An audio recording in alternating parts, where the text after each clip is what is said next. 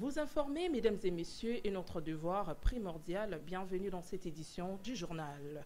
C'est jeudi 21 novembre 2024, le ministre des Finances, Doudou Fouambali Koundé, a présidé à un atelier axé sur l'utilisation du mécanisme DEPSWEP dans l'objectif d'optimiser la dette publique et financer les initiatives climatiques en République démocratique du Congo. Commentaire. Ces mécanismes proposent de convertir une partie de la dette en investissement dans des secteurs prioritaires comme l'action climatique, l'éducation et la santé. L'événement a réuni des experts du ministère des Finances, de la Commission économique pour l'Afrique et de l'Agence française du développement. Le ministre a souligné l'importance stratégique du DEPSWEP pour alléger la dette nationale et financer des projets à fort impact social et environnemental. Mesdames et messieurs, la dette publique, lorsqu'elle est bien gérée, elle peut être un outil puissant pour financer le développement et améliorer les conditions de vie de nos concitoyens. Cependant, mal encadrée, elle peut devenir un fardeau pour les générations futures. C'est dans cette optique que le gouvernement de la République démocratique du Congo, sous le leadership éclairé de son Excellence Monsieur le Président de la République, chef de l'État, son Excellence Félix Antoine Tshisekedi Tshilombo, a engagé des réformes visant à garantir une gestion responsable, transparente et durable de notre dette. La dette de notre pays offre encore de belles perspectives en termes d'opportunités parce qu'elle représente à ce jour pas plus de 15,6% de notre PIB. Alors que la RDC se positionne comme pays solution face au changement climatique.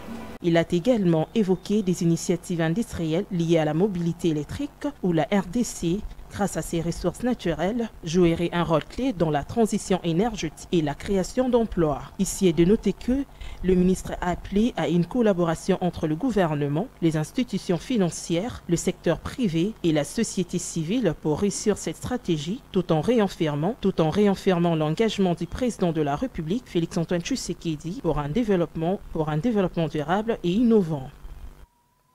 IGF à présent, le vice-ministre et ministre de l'économie nationale, Daniel Mukoko, a réuni le jeudi 21 novembre 2024 le membre de la Fédération des entreprises du Congo et les gros importateurs, les représentants de l'inspection générale des finances et le cadre de l'administration centrale de son ministère. Commentaire.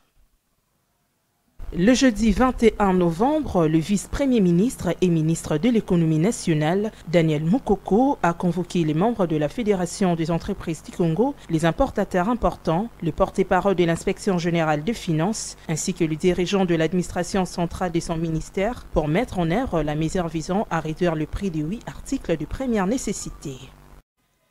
L'Assemblée nationale a procédé ce vendredi 22 novembre à l'examination et l'adoption du rapport de la commission ECOFIN sur les projets de loi de finances 2025. Un propos recueilli par Nora Massiala.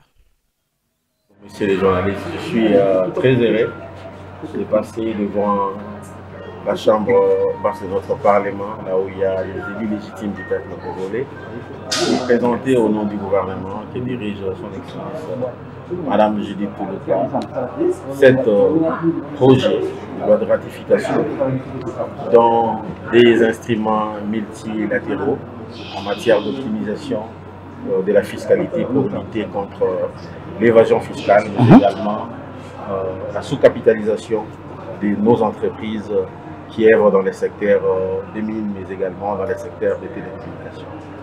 Vous allez constater que plusieurs multinationales utilisent des systèmes sophistiqués de la fiscalité pour échapper à la base d'imposition et réduire l'assiette.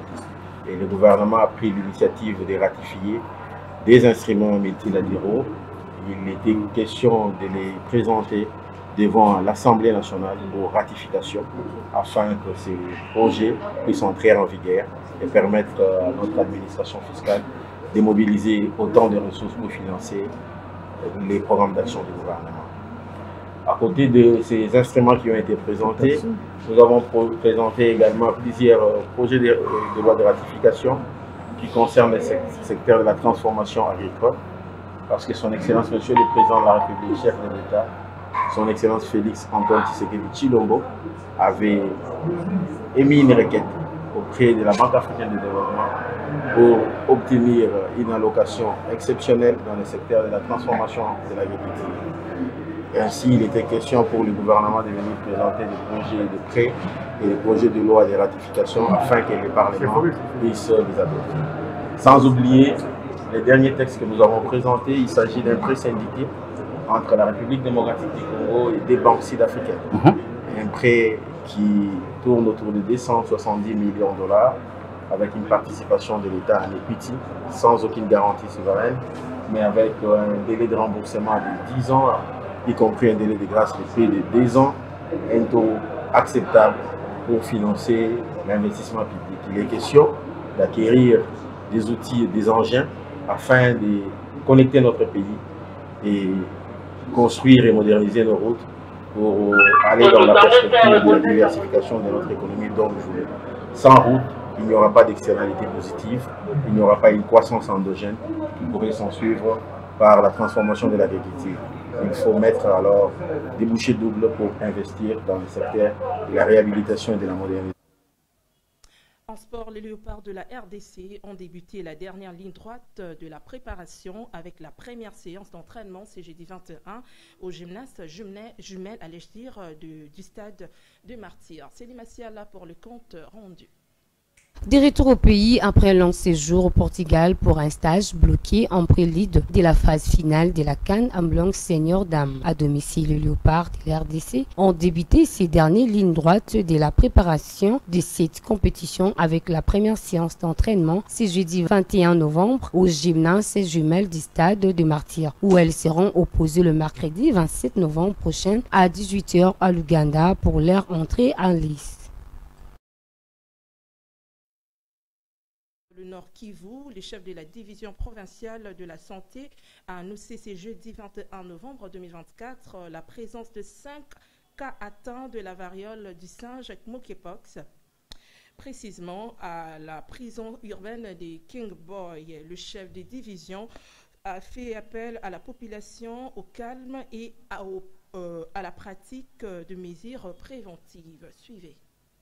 Cette autorité sanitaire a annoncé lors d'une rencontre réunissait le responsable de zone de santé, les gestionnaires des structures sanitaires de Beni Boutepo, Lubero, les représentants de la justice militaire, ainsi que la communauté internationale de la Croix-Rouge. D'après la première investigation, la contamination proviendra probablement de l'extérieur de la prison. En réaction, les responsables sanitaires de la prison de Kangboy ont rapidement transféré le malade à l'hôpital général de référence de Beni pour l'isolement strict et une prise en charge adéquate. Docteur Mwimba, responsable du centre de santé pénitentiaire, savent rassurant. Cependant, il exhorte la population à respecter strictement les mesures barrières, notamment se laver régulièrement les mains avec l'eau et du savon, éviter les contacts physiques ou les rapports sexuels avec des personnes représentant des symptômes de cette maladie. À ce jour, la province du Nord Kivu a recensé 338 cas confirmant de la variole des singes, donc 2 décès. En réponse à cette crise, le chef de la division provinciale de la santé a également annoncé l'arrivée d'un premier lot de médicaments pour renforcer la lutte contre la maladie.